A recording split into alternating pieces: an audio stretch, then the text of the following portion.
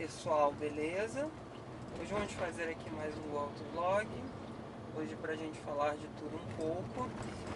Antes de mais nada, esse barulho que vocês estão escutando é do suporte da câmera, porque eu tô aqui andando no nosso clássico asfalto lunar, né? Então não há milagre que a gente tem vibração, né? Antes de mais nada, também gostaria de pedir a vocês que participem daquela área comunidade aqui no YouTube, que lá nós falamos a respeito dos carros que nós vamos testar, dos carros que a gente já testou, e também conversar a respeito das coisas do canal, tá bom? E quem ainda não é inscrito, por favor que se inscreva, que toda semana a gente sempre tenta trazer um vídeo novo aqui pro canal. Então, gente, bom, hoje vocês devem estar observando que hoje eu já estou diferente, né? Tô sem o negócio aqui no nariz, né? Sem a sonda. Essa semana, nessa sexta-feira, eu devo fazer a tal cirurgia, né? De botar o marca-passo. E aí a gente segue para outra fase da vida, né? Então talvez, mas eu acho que não, a gente vai ficar sem vídeos por algum tempo, mas eu acho que não vamos ficar não. Porque como eu tive muito carro que eu testei, eu gravei muitos áudios para falar disso, então acho que esse tempo vai ser ocupado por esses vídeos, né, dos carros, né, dos testes. Aí depois, quando eu já tiver com recuperação, aí sim a gente volta a dirigir carro manual, vai voltar a ter os Monzas aparecendo aqui no canal, né? Já tem tempo que eu não faço vídeo de Monza, né? Por algum tempo, por essa perna daqui esquerda, eu não vou poder dirigir carro com transmissão manual, né? Então assim, a gente vê, vai todo mundo, a gente para de ver. Então em breve a gente vai fazer a cirurgia e vai poder falar, depois de algum tempo vai poder voltar à rotina normal, né? Mas uma coisa que, agora falando de tudo um pouco dessa parte, que eu tenho ficado muito impressionado, nossa, como os carros têm aumentado de preço, né? É uma coisa assim assustadora. Ontem vocês tiveram o vídeo do Honda HR-V Turbo, né? O Touring Turbo, que é o HR-V de R$ 139.900. É muito dinheiro para um carro que é baseado num Fit, né? Num carro que parte dos R$ 60.000, né? É muita grana. E hoje teve também o lançamento do novo Jetta GLI, né? Que é o Jetta que substitui o Jetta Highline, né? Que era o Jetta Turbo, né? 2.0 Turbo. Também vindo a um preço assim extremamente absurdo, né? R$ 145.000. Ele é absurdo para a realidade, né? Total, mas ele não é absurdo na realidade do mercado. É uma coisa assim muito louca da gente pensar, né? Visto que um Honda HR-V com um motor muito menor, com menos tecnologia agregada em geral, está custando praticamente o mesmo valor, né? E ainda é fabricado no Brasil. O Jetta ele vem do México. Mas é uma coisa assim pesada, tá? Hoje com menos de... na faixa dos R$ 100.000 você já não tem nenhum carro que seja assim tão grandes coisas. Você compra só carros medianos meia boca mesmo. Você não consegue ter uma coisa assim mais superlativa como até pouco tempo atrás, né, a gente tinha, né?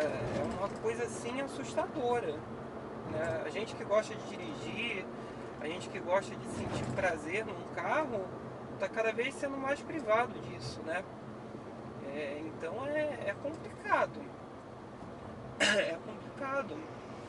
E uma coisa que eu acho que, além dos preços estarem aumentando muito, a gente, de uma maneira bastante óbvia, né, está cada vez perdendo mais o poder de compra, porque os salários eles não estão se equivalendo, né? A gente não está tendo um ganho real em cima da inflação.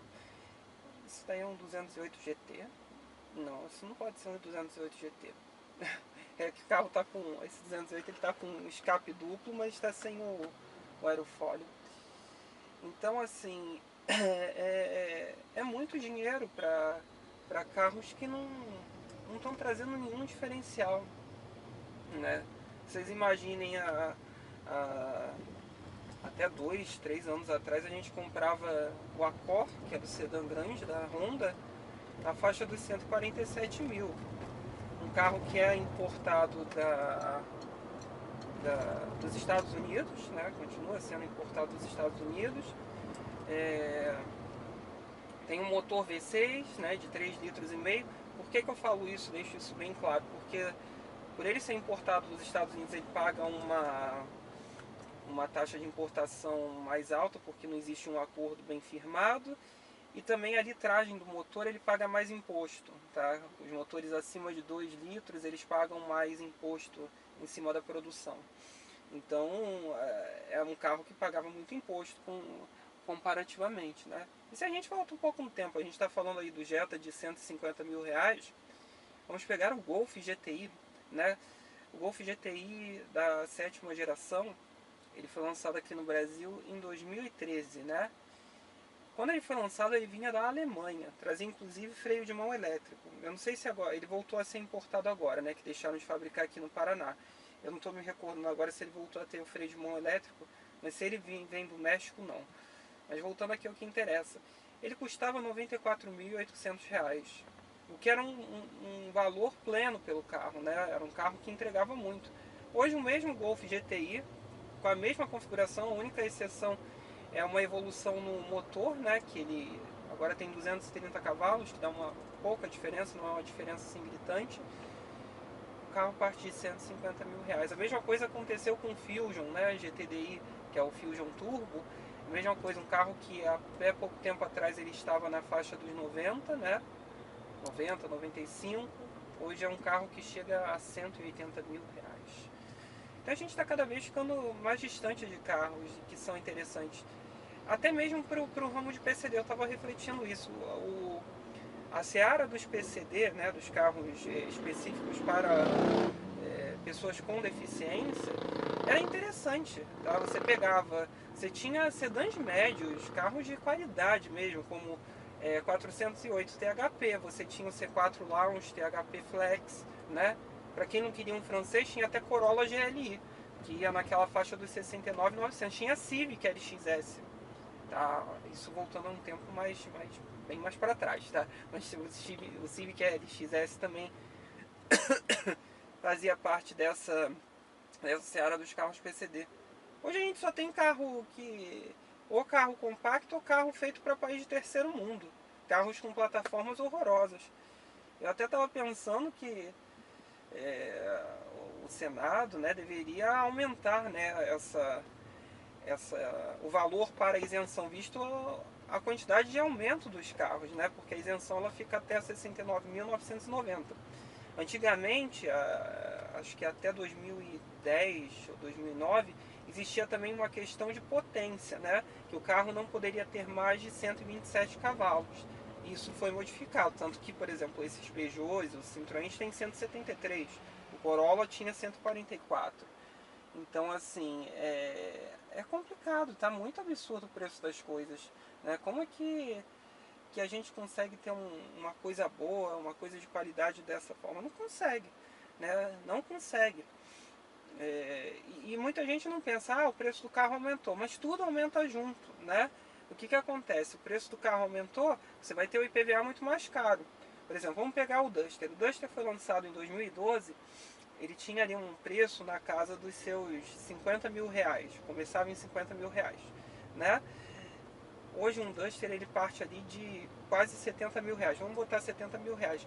Então, se você ia pagar 2.500 reais de IPVA no Duster em 2012, né, o modelo 2012, 0 km, hoje você vai pagar 3.500, porque a gente bota aqui uma média de 5% em cima do valor. Isso varia conforme o estado, tá? Cada estado tem uma porcentagem em cima do veículo. Tem estados que chegam a 3%, outros que são 5%, 4%, né? Aí varia às vezes com o combustível do carro. Mas enfim, é muito absurdo a quantidade de aumentos que a gente tem tido. Eu estou até vendo aqui um carro que a gente vai falar em breve, que está aqui atrás da gente, né? Uma Megane Grand Tour, né? Que inclusive foi substituída pelo Duster. Olha que absurdo, né? Um carrão que a Grand Tour era, ser substituída por um, perdoem, né? O Duster como carro é infinitamente inferior à Grand Tour, né? Que é um carro médio. Então, assim, tá muito absurdo e a gente não tem um ganho real, né? A gente, nesses últimos 20 anos, né, se a gente for colocar aqui 25 anos, a gente teve um acesso ao carro, um aumento real do acesso ao carro muito grande. O carro era uma coisa de rico nas décadas de 70, 80, isso daí sem sombra de dúvida, até o início dos anos 90. Só vocês olharem, por exemplo, um Gol 1000, né? Se você fizer a atualização, que era um dos compactos lá dos seus $7.000, a Grand Tour que eu falei. Um Gol 1000 ele saía ali na faixa dos $7.000, né? Gol 1000, Chevette Júnior, Uno Mille, né? Electronic, deixa eu lembrar aqui, Escort Hobby, todos eles eram na faixa dos R$7.000. Se a gente atualizar os valores com o valor do dinheiro de hoje, seria como se a gente pagasse, sei lá, 60, 70 mil reais pelo carro de entrada. É muito dinheiro, não concordo para aqueles carros que eram tenebrosos em termos de itens de série, em tudo, né? Eram extremamente pelados. Então o número de salários mínimos para você comprar um carro, ele diminuiu drasticamente. A média era em torno de 100 salários mínimos, hoje teve uma fase aqui que chegou até 27, 26 salários mínimos, ou seja, ficou muito mais próximo da realidade da maioria, né? E a gente está perdendo isso. Que você imagina, por exemplo, hoje o mais barato acho que é o Kwid, né? Ele está aí na faixa dos seus 30 mil reais peladinho, né?